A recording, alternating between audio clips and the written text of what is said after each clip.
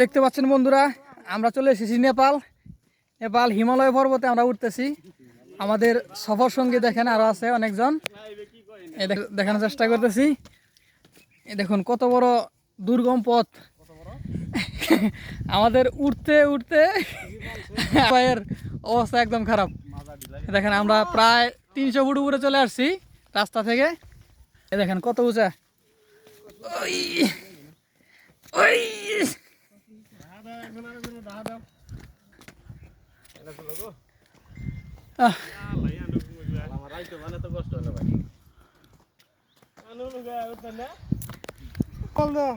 এই দেখুন বন্ধুরা, কত সুন্দর রাস্তা মোটরসাইকেলের জন্য। আমরা চলে আসছি একদম হিমালয় পর্বতের চূড়ায়।